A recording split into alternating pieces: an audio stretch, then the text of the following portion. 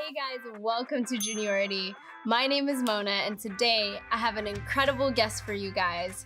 Taylor Moxey is a 12-year-old business lady and philanthropist who has done some amazing things for her community and overseas.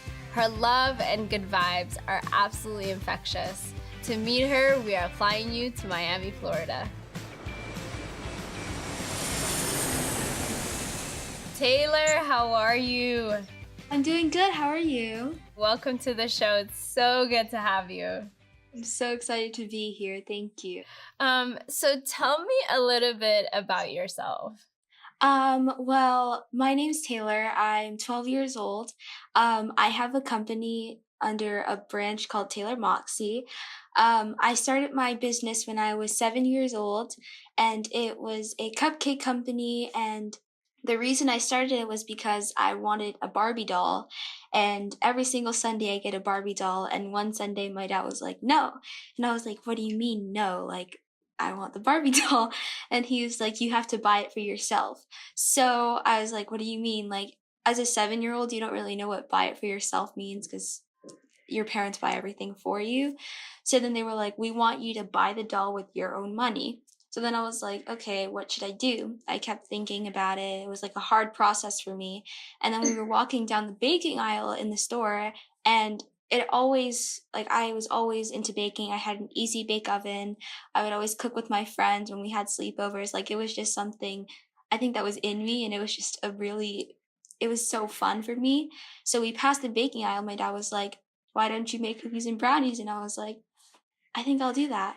So I got cookie dough and brownie mix with a $40 loan that my parents gave me. I wrote a contract on a napkin saying, Taylor will give my parents back their $40 when she gets her cupcake money. So I was super excited going into it. I was like, I'm going to pay my parents back, and I'm going to get the doll I want, and I'm going to have money, and I'm going to do it all by myself. I think that was really cool to me because my parents both own businesses. My dad is an etiquette consultant, and my mom has another business on the side. And I'd always see they were always talking about philanthropy and, building on your own and making money, and it was just something that was always around me. So I think it was kind of like a bug that I got. But I made the cookies and brownies, and I took them to my church, and 7-year-old me walked up and made a whole announcement saying I had a bake sale, and if you want cookies and brownies, you can come. And it does cost money. And so many people came, and I ended up making $175 for the first time. And I was like, oh my God, what do I do with this? So of course I gave my parents back their dollars and their $40. And with the rest of the money, I was like, I don't want to buy a doll with I this. can buy anything. Yeah, I can buy the world, as 7-year-old Taylor would think. So yeah, but like I was kind of confused. I was like, well, I want the doll, but I don't want to waste money on like one doll. So then I was like, why don't I get business cards? Because I'd always see my dad and my mom passing out business cards and people giving them business cards. So it was kind of like exchanging. And I was like, well, people get business from that, so why not? So I got business cards on Vistaprint, and I started handing them out to people I knew, friends, family, teachers, people I didn't know. I was just like, here, like I have a business, like if you want cupcakes, like come order. And eventually people started calling my dad in the middle of the day when I was at school. They were like, is this Taylor Moxey? And my dad was like, no, like she's in school, this is her dad. And they were like, we want cupcakes.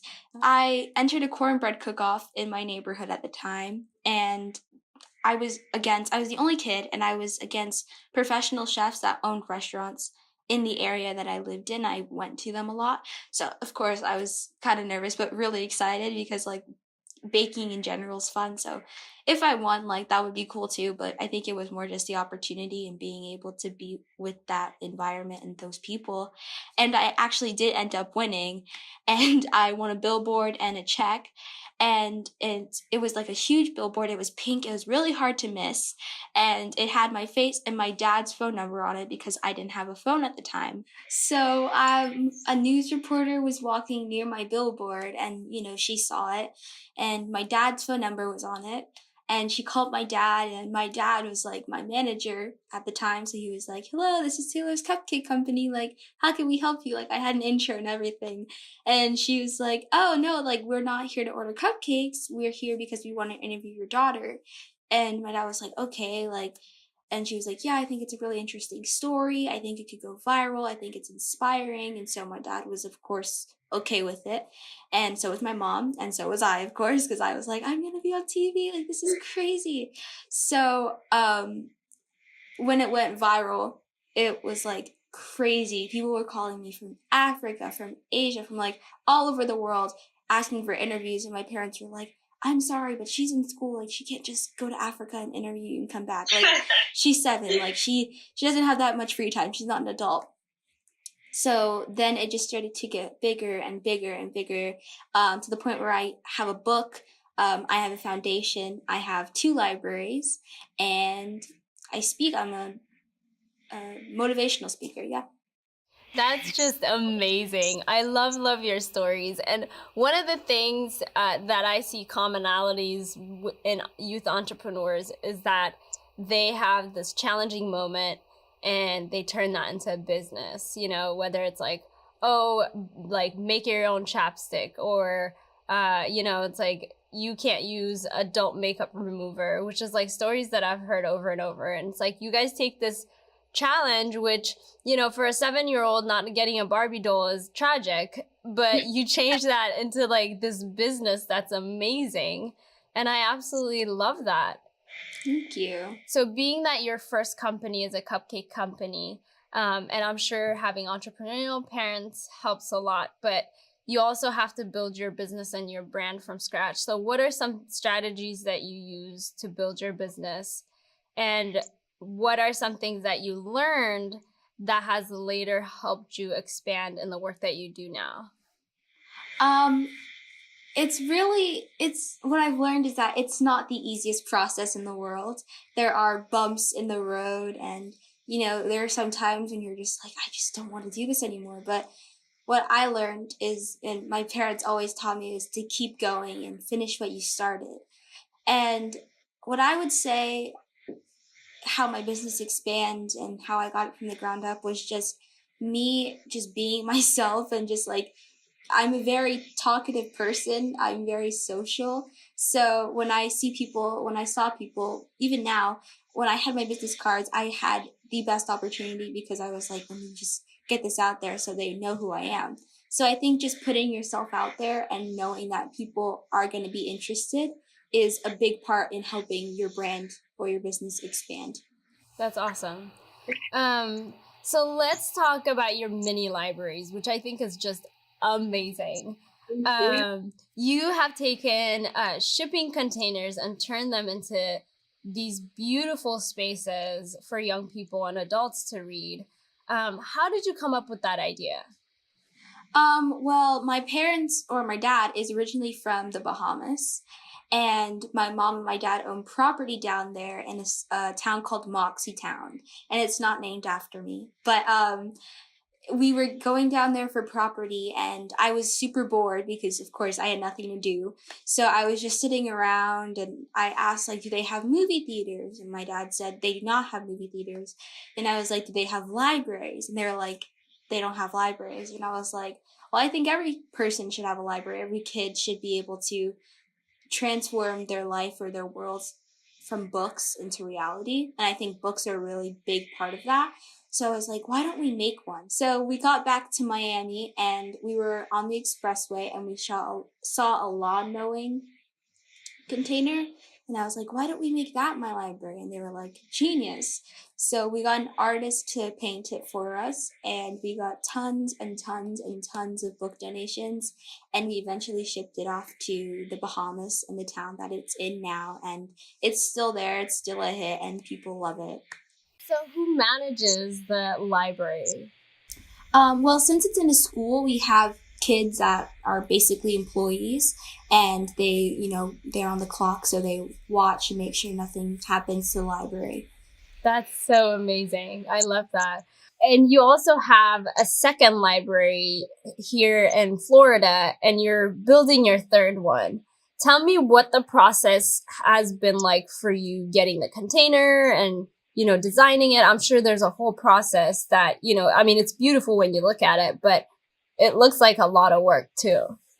It definitely is. It's not the easiest process in the world, especially if you're doing it all by yourself. I'm grateful that I have my parents because I know I could not have done this all by myself. That would have been a challenge.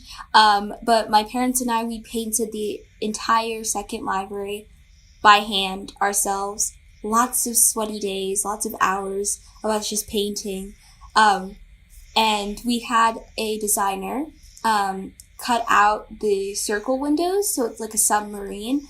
And then we had another artist come in and paint the inside. We painted the white part and then they painted the blue part, so it's kind of like the ocean and then like the land with the blue and the submarine windows. But it's definitely not the easiest process. There's a lot of work and collaborations that do go into it because we work with Seaboard, we work with different artists, and we have people that help with the book donations because at the end of the day, that is a library. It's basically for books. So without the people with the donations, we would get nowhere. So it's definitely not super easy, but it's worth it.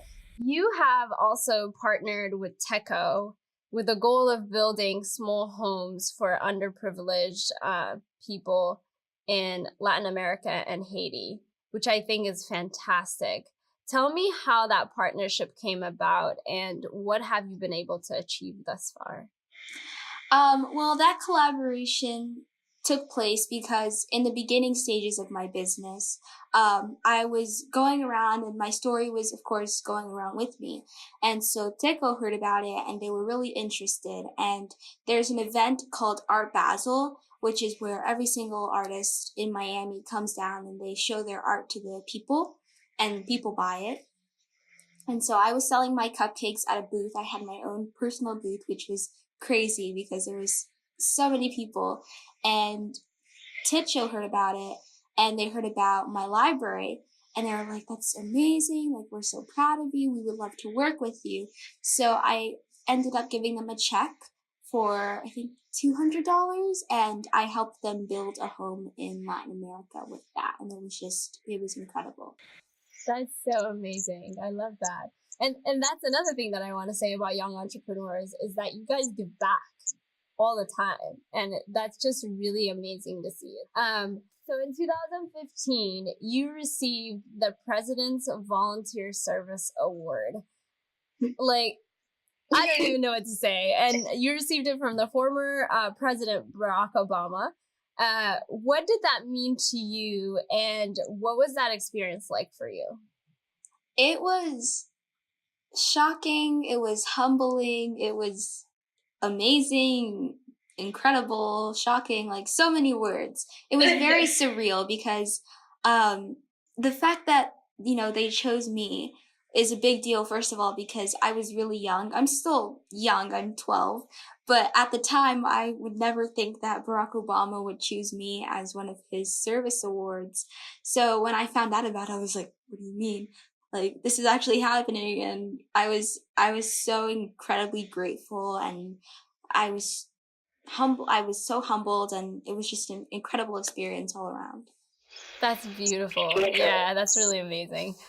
In Miami-Dade County, August 18th has been proclaimed as Taylor Moxey Day, which is just amazing, right? What does Taylor Moxey Day represent? Well, Taylor Moxey Day is a day of service. So basically, every single August 18th, we have a group of volunteers and we go out and help schools, communities. We clean up my median, which is a big part. It's also incorporated with my foundation. But basically, Taylor Moxey Day is a day of service because I love to give back. It's always been something that's been important to me ever since I was young, and it still is to this day. I feel like giving back is the best form of love and in general, just all around good vibes. So when people come and they help on Taylor Moxey Day, even if I'm not there, they go out and help with the homeless or feed the homeless. I did that last year. It was so cool to see that people actually do service on a day that's named after me, which is just crazy to think about. Yeah, that's really cool. I mean, definitely good vibes because you're spreading that love, and I absolutely love that. What advice do you have for young people that want to start a business? I feel the best piece of advice that I've gained and I've used personally for myself is to never ever give up. There are days when I'm building my library that I'm just drained. I want to go to sleep. I dance, so I go to dance at night, and then I come back home and I do school because I'm homeschooled. But I feel never giving up is the biggest thing, and I know so many people say it, but truly it does mean a lot to me when I say it, because I had to go through that. As a 7-year-old, you're like, I want to do this and I want to do that. And then you have to realize that there's a lot of things that go into doing the exact things that you want. And if it doesn't happen the right way, you can't just say, I'm not going to do it anymore. You have to stay in your goal. So I would just say, never give up, never doubt yourself. Don't put bad vibes or bad energy around yourself. Surround yourself with good people and good energy, and just making it happen. I feel like if you just make it happen, things will just happen naturally. Yeah, definitely. Taylor, for people that want to know more about you, where can they find you? They can find me on Instagram, which is at Taylor_Moxie. And my website is taylormoxeyllc.com. Taylor, thank you so much for being on the show. You're absolutely an incredible young lady. I love what you've done so far, and I really look forward to seeing how far you're going to go with your business. Just keep doing you, and I hope to see a library in every single country in the world. I really do. Thank you so much. You're welcome. Thank you so much for being on the show. Hey guys, first I would like to thank our viewers and everyone in our community. Your support on social media is absolutely incredible. If you enjoyed watching this show, please hit that subscribe button and also send it to somebody that you think will enjoy it. Please be sure to also check out Taylor's website at taylormoxeyllc.com, where you will find her book and her Moxivational mantra cards to get you in the right mindset. Don't forget to check us out at junioritytv.com and support our channel through donations at patreon.com/juniority. Until next time, lots of love.